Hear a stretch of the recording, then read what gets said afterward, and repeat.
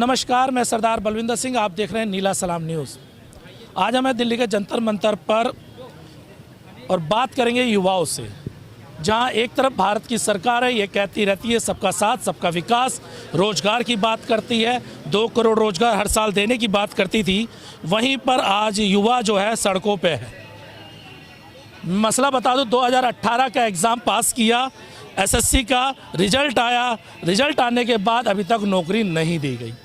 तो इसी को लेकर हम लोगों से बात करेंगे कि यहाँ पर ये लोग आए हैं और इनकी क्या क्या डिमांड है। सबसे पहले आप सभी का चैनल पर स्वागत है। सबसे पहले आपसे शुरू करेंगे, किस डिमांड को लेकर आप यहाँ पहुँचे? सर, हम एसएससी जीडी 2018 के अभ्यर्थी हैं। हमारा यही डिमांड है कि सर हमने सारे परीक्षाओं को क्वालिफाई किया है और क्वालिफाई करने के बाद भी सर हमें सर ज्वाइनिंग अब तक नहीं मिली है।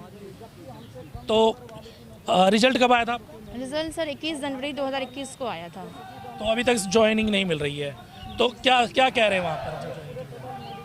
सर ये कह रहे हैं कि आप योग्य अभ्यर्थी नहीं है, यानी पास होने के बाद योग्य नहीं है। हाँ, योग्य अभ्यर्थी नहीं है।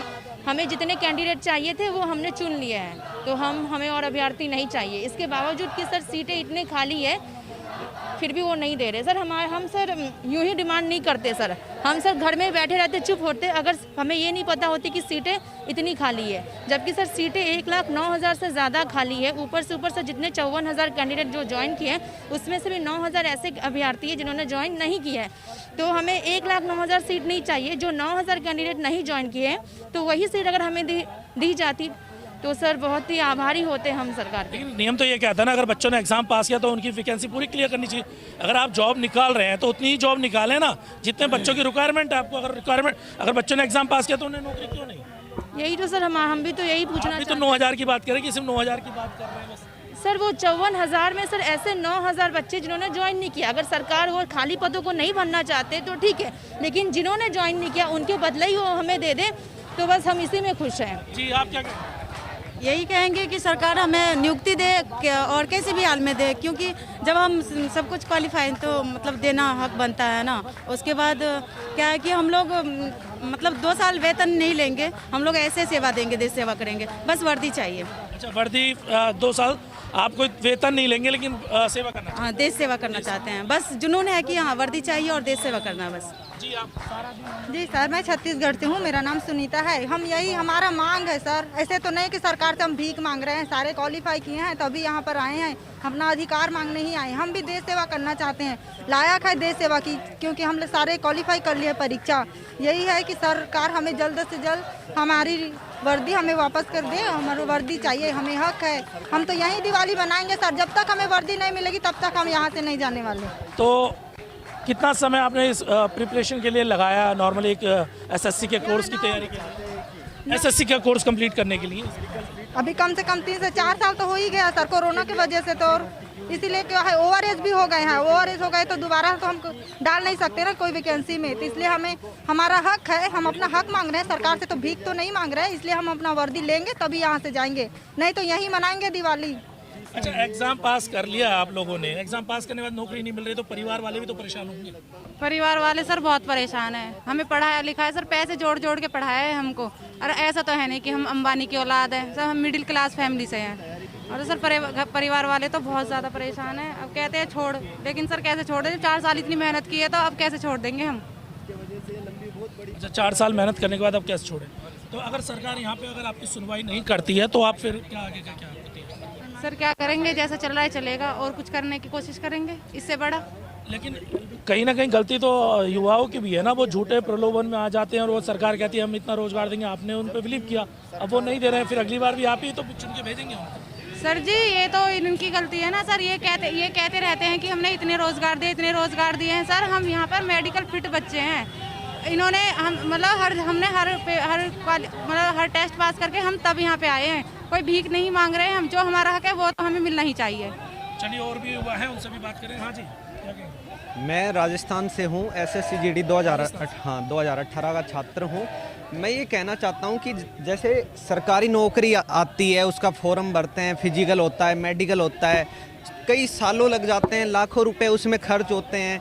देखिए, ये कोई भी अमीर घर से कोई नहीं है, सब गरीब बच्चे हैं, गरीब फैमिली से बिलोंग करते हैं, हज़ारों किलोमीटर से चल के जो है इतनी दूर आए हैं। अगर आप मुझसे पूछोगे कि भारत कहाँ है तो भारत यहाँ है, क्योंकि यहाँ देश के कोने कोने से जो है छात्र छात्राएं आए हुए हैं और ये सवाल कर रहे हैं कि बताइए प्रधानमंत्री जी, जब आप वादा करते हैं कि प्रत्येक वर्ष हम जो है 2 करोड़ रोजगार देंगे, तो फिर उन वादों का क्या हुआ? देखिए पिछली बार जब कोरोना आया 2 करोड़ लोगों का रोजगार जो है छिन गया। इस बार जब कोरोना आया 90 लाख लोगों का रोजगार छिन गया। अरे तो इसका जवाब कौन देगा? क्योंकि हमारे भारत के संविधान ने हमारे को हक दिया है कि हम जो है हमारे अधिकार के लिए लड़ सकते हैं, अपने हक के लिए लड़ सकते हैं, और इसलिए लड़ सकते हैं क्योंकि हमारे अंदर योग्यता है। और केंद्र सरकार को हमारी सुननी पड़ेगी, इसलिए सुननी पड़ेगी क्योंकि देखिए संविधान ने हमारे को हक दिया है कि अगर आपके पास योग्यता है, अगर आपके पास टैलेंट है, तो उसके हिसाब से आपको रोजगार मिलना चाहिए। तो हमारी मांग ये है, या तो हमारे को जो है गवर्नमेंट, इनके पास जैसे इनके जो सांसद थे नित्यानंद जी राय, उन्होंने संसद में खड़े होकर ये बयान दिया कि जो है 1,11,000 पोस्ट हमारे पास खाली हैं, बाकायदा रिकॉर्ड है उनका, उन्होंने बोला था। तो हमारा यही सवाल है कि भैया जब तुम्हारे पास 1,11,000 वैकेंसी अगर खाली हैं, जब ये बच्चे कोरोना की वजह से जो है ओवरेज हो गए, तो फिर इन बच्चों को ज्वाइनिंग दी जाए ना। आज इनका भविष्य जो है अंधकार में है, तो इनकी सुनवाई कौन करेगा? तो हम वही सवाल करने के लिए जो है पिछले 9 महीने से जो है यहाँ पे लड़ रहे हैं, दर दर की ठोकरें खा रहे हैं, लेकिन आज भी जो है ये सरकार हमारी सुन नहीं रही है। लेकिन मैं इस सरकार से कहना चाहता हूँ, अगर आप युवाओं की नहीं सुनोगे तो फिर युवा आपकी क्यों सुनेगा? आप हमेशा जो है मन की बात करते हो। अरे भाई साहब, हमारी भी तो मन की बात सुन लो, इन युवाओं की भी तो मन की बात सुन लो। आज ये अपने परिवार को छोड़ के सोचिए, दीपावली का मौका है, अरे किसका मन नहीं करता घर जाने का? सबका करता है, हमारा भी करता है। मेरे घर से फ़ोन आता है कि बेटा आ जाओ, लेकिन क्या करें, फिर भी अपने हक के लिए लड़ रहे हैं, अपने अधिकारों के लिए लड़ रहे हैं, और तब तक लड़ेंगे जब तक ये सरकार हमारी बात नहीं मानेगी। और अगर हमारी सरकार अगर बात नहीं मानेगी तो इनको जो है खामियाजा चुकाना पड़ेगा, और आने वाले टाइम में जो है उसका परिणाम इनको भुगतना पड़ेगा। सर कैसा परिणाम भुगतेंगे, क्योंकि सरकार में तो वापस वो आ ही जाते हैं। जी बोलिए। जी, मेरा नाम उपेंद्र यादव है, साथ ही मिलेगा। यूपी गाजीपुर से हूँ। अच्छा, गाजीपुर से। जी सर, मैं यही कहना चाहता हूँ सरकार को कि हम लोगों ने लगभग 9-10 महीना से यहाँ पे प्रोटेस्ट किया है। 27 तारीख को हम लोगों ने पटेल चौक पर मतलब प्रोटेस्ट किया था, वहाँ लाठियाँ बाजी गई थी। वहाँ बाजने के बाद हम लोग को 15 दिन के लिए यहाँ पर परमिशन मिली।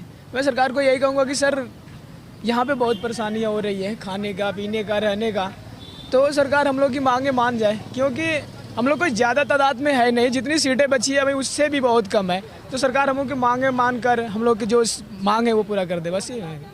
लेकिन उत्तर प्रदेश, आप गाजीपुर से शायद गलत नहीं तो उत्तर प्रदेश से हैं, तो उत्तर प्रदेश में जो बड़े बड़े बैनर हमने वोटिंग देखे, अभी हम सर्वे करने गए थे, वहाँ 4.5 लाख नौकरी रखने की बात कही है कि 4.5 लाख लोगों को रोजगार दिया। क्या उसमें आपका नंबर नहीं आया? जी सही बात है, मैंने भी यहाँ दिल्ली में भी देखा है, 4.5 लाख का बैनर देखा है। मैं भी सोचता हूँ कि ये कहाँ से आ गई नौकरियाँ। मैं कहाँ था, मैं तो यहाँ पर उसी चीज़ में बिछड़ा हुआ इस जंतर मंतर पे आ गया। मुझे 4.5 लाख की नौकरियाँ तो दिख नहीं रही है, अगर दिखती तो मैं यूपी से आकर यहाँ जंतर मंतर पे धरना नहीं देता। जी, आप कुछ कहेंगे? जी, मैं मध्य प्रदेश के शाजापुर ज़िले से हूँ। मेरा नाम है, हाँ, मध्य प्रदेश के शाजापुर से हूँ। और मैं पिछले यहाँ पे 7-8 महीनों से प्रदर्शन कर रहे हैं, 4-5 बार आ चुका हूँ इतनी दूर से।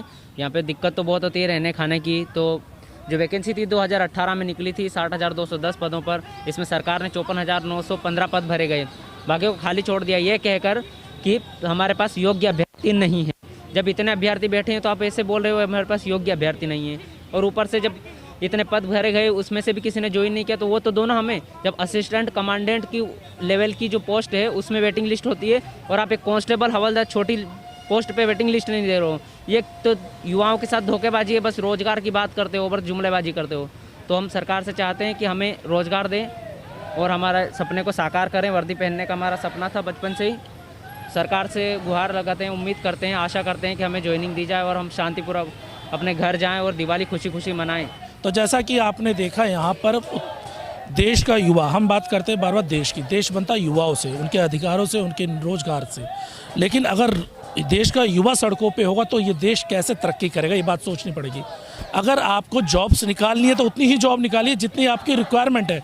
अब हो क्या रहा है कि लाखों की आप जॉब निकालते हैं, बच्चों की तैयारी करवाते हैं, परीक्षाएं करवाते हैं, रिजल्ट आता है, रिजल्ट कैंसिल कर देते हैं, फिर दोबारा से परीक्षाएं होती हैं, फिर दोबारा यही सिस्टम अपनाया जाता है।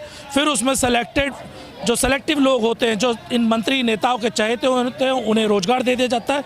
लेकिन जो मेहनत का बच्चे हैं, जो मेहनत करते हैं, ये वो लोग हैं जिनको रोजगार नहीं मिलता और अंत में उन्हें संघर्ष करने के लिए सड़कों पे आना पड़ता है। सरकार को भी इस बात को समझना होगा कि अगर युवाओं की नहीं सुनेंगे तो ये युवा वही हैं जो उखाड़ के फेंकने की भी ताकत रखते हैं। इसी के साथ मैं सरदार बलविंदर सिंह, नीला सलाम न्यूज़ से, जंतर मंतर से। धन्यवाद।